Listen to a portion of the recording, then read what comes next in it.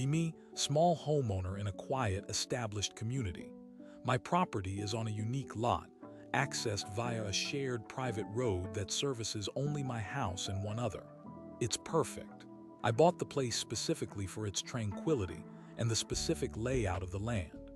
My passion is restoring antique woodworking machinery, a quiet hobby that sometimes requires a larger delivery truck to access my shop at the rear of the property. I live a peaceful life, meticulously maintaining my home and yard, enjoying the solitude. Be not me. Brenda, the HOA President, moved in about a year ago to the adjacent property.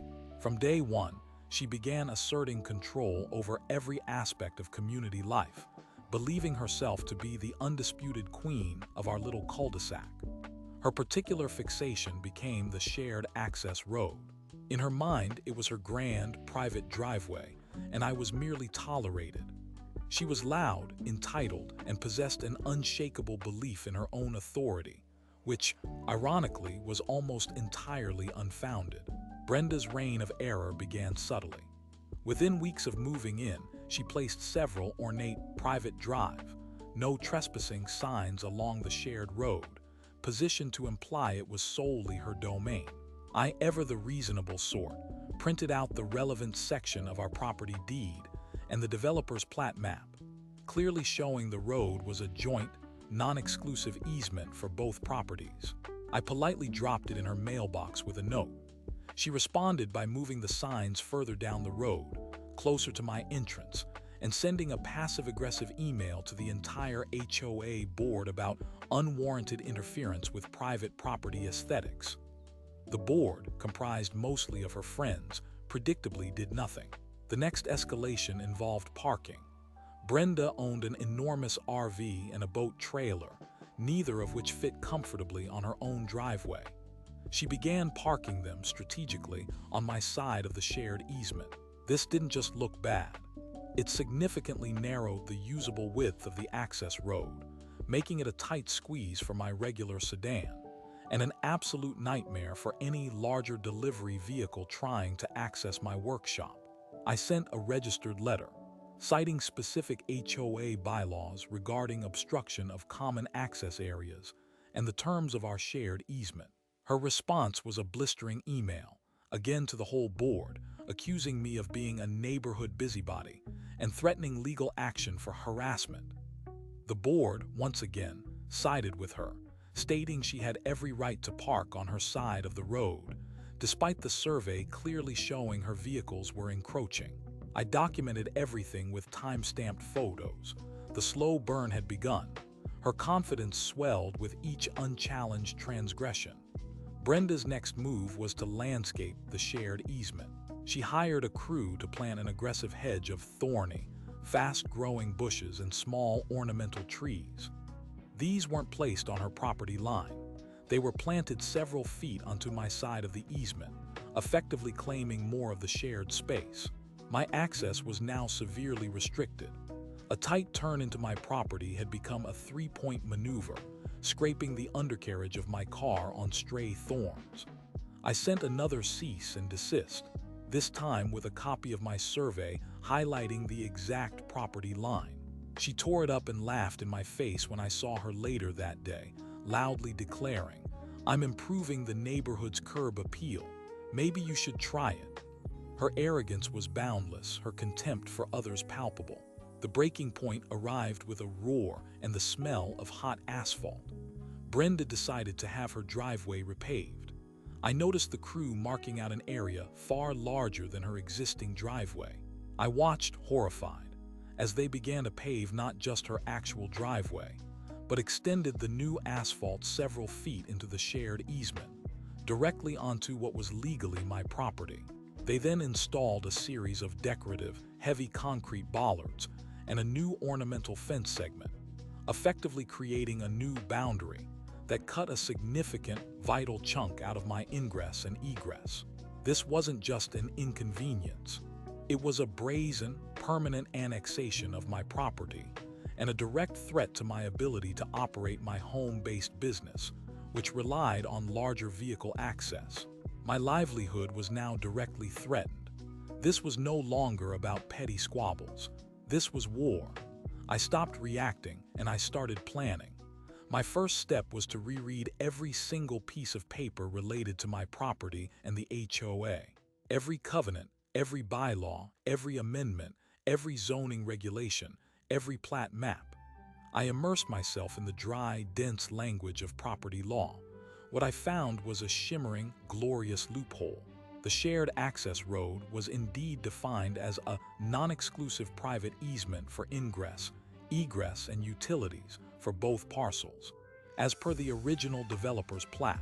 Critically, it also stipulated that no improvements or obstructions shall be placed within the easement that impede its intended purpose. While the HOA had authority over common areas and architectural review for visible improvements on individual lots, the plat specifically excluded the private easement from their direct jurisdiction unless it impacted utilities or created a public nuisance. Brenda's actions, the fence, the expanded paving, the bushes, the bollards, were direct violations of the easement's intended purpose and clear obstructions. Then I found the real weapon. My property, while zoned R-1 residential, had a grandfathered special permit for a small home-based business, specifically my antique machinery restoration. This permit had specific access requirements, ensuring adequate turning radius and clearance for commercial vehicles. Brenda's encroachment directly violated these requirements, putting my permit and thus my business at risk. This was not just a property dispute. It was a business interruption and a direct threat to my income. I began systematically gathering evidence. I hired a certified land surveyor to mark the original, correct property lines, contrasting them with Brenda's new, illegally created boundary. I took hundreds of high-resolution, time-stamped photographs and drone footage showing the extent of the encroachment. I obtained signed affidavits from 3 separate commercial delivery drivers who had been forced to either back up unsafely or abandon deliveries due to the obstruction. I even went back through past HOA meeting minutes, finding every instance where Brenda had dismissed my concerns or where the board had rubber-stamped her actions. I compiled a meticulously detailed packet. Then I consulted with a real estate attorney who specialized in HOA disputes. His eyes lit up as he reviewed my file. "This isn't just a property line dispute," he said. "This is a slam dunk against the HOA for negligence and against Brenda for actionable trespass, damages, and business interruption." The board backing Brenda had inadvertently exposed the HOA to significant liability. The trap was set, spring-loaded and primed. I instructed my attorney to file a lawsuit, not just against Brenda directly for trespass and damages, but against the homeowners association itself for gross negligence, failure to enforce covenants, and allowing the endangerment of a legally permitted home-based business. Brenda was named as a key party of interest, but the HOA was the primary target for my legal fees and damages. The papers were served. The day in court arrived. It wasn't a full trial. The judge ordered mediation first, given the clear-cut nature of the evidence. Brenda arrived, resplendent in a designer suit, a smirk plastered across her face, accompanied by the HOA's lawyer, who looked far less confident than she did. She clearly believed this was just another one of my petty attempts to harass her, and that she would, as always, prevail. The mediator began by outlining the purpose of the session. My attorney opened with a calm, methodical presentation of the facts. "Your Honor," my attorney began, "we have before us a clear case of brazen property encroachment, disregard for established easements, and the severe impact on my client's legally permitted livelihood, all exacerbated by the HOA's repeated failure to act." He motioned to the stacks of documents, surveys, and photo evidence. Brenda scoffed. "This is ridiculous. He's just trying to cause trouble. The road is clearly mine. I'm the HOA president. I decided this was an improvement." My attorney didn't even look at her. "We have a certified survey, original plat maps, signed affidavits from commercial entities confirming impediment, and extensive photographic and drone evidence detailing the exact extent of the encroachment on my client's vital access easement, which is critical for his legally permitted home-based business. The HOA failed to act despite repeated, documented notifications from my client over the past year.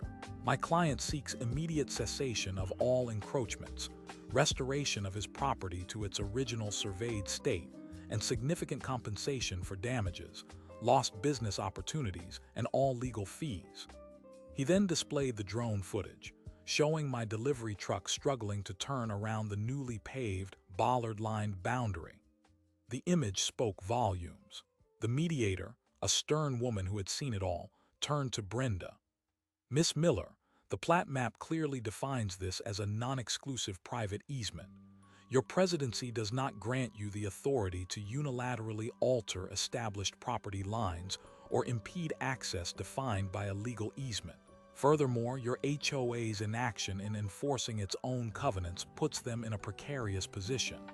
Brenda's smug expression wavered. But he's just being difficult. He doesn't even use that part of the road that much," my attorney interjected. "Your Honor, the frequency of use is irrelevant to the right of access. My client's business permit is contingent on unrestricted access." He then laid out the financial impact, the costs of the surveyor, the attorney fees, and the estimated loss of business due to delivery issues. The mediator leaned forward. "Miss Miller, Mr. My Name, has a meticulously documented case here. The evidence is overwhelming. Your actions constitute a clear violation of property rights and the terms of the easement, and the HOA's failure to intervene is a significant liability." Brenda's face crumpled as the reality of her hubris crashed down on her. Her lawyer was visibly sweating, frantically whispering to her, explaining just how bad this looked. The mediator outlined the terms: immediate removal of all encroachments, restoration of my property, compensation for damages, and full reimbursement of all my legal fees by the HOA. Plus, the HOA faced a substantial fine for negligence. Brenda had lost entirely and irrevocably. The fallout was swift and brutal. The judge's official ruling mandated that Brenda immediately remove all encroachments, the extended paving, the fence, the bollards, and the thorny bushes, at her own personal expense. She was slapped with a hefty fine for trespass, property damage, and disruption of a legal business operation. The HOA was also ordered to pay my substantial legal fees and incurred an equally significant fine for its gross negligence and failure to uphold its own covenants. Brenda's supposed authority evaporated. She was forced to resign from the HOA presidency in disgrace, facing the fury of her former board members and the entire community, who were now on the hook for the HOA's legal expenses and fines, all thanks to her entitled behavior. Her property value, now publicly entangled in a messy legal dispute, plummeted. Her attempts to appeal were summarily dismissed. Update: 3 weeks later, Brenda hired the cheapest, most incompetent crew she could find to remediate the encroachment. They attacked the new asphalt with jackhammers, leaving a jagged, ugly scar where the smooth paving had been. The decorative bollards were simply ripped out, leaving craters. The thorny bushes were haphazardly hacked down, leaving stumps and debris scattered everywhere. It looked worse than before. She received another notice from the city for improper waste disposal and an additional fine for failing to restore the property to its original, aesthetic state. More money down the drain. Update: 2 months later, a "for sale" sign appeared on Brenda's lawn. It was an undeniable sign of defeat. Rumors swirled through the neighborhood that she was practically a pariah. No one would speak to her. The new HOA board, now much more sensible, actively avoided her, and the financial hit from the fines and legal costs had been devastating. She was selling her house significantly under market value, desperate to escape the consequences of her arrogance. It was a sweet, poetic justice. Update: 6 months later, Brenda's house finally sold, at a considerable loss for her, to a wonderful, quiet couple who genuinely appreciated the peaceful community. I made sure to introduce myself, walk them through the actual property lines, and explain the proper use of the shared easement, sans any HOA drama. We instantly struck up a friendly rapport. My property was fully restored, the access road clear and unimpeded. Peace had returned to my quiet corner of the world, and life, once again, was good.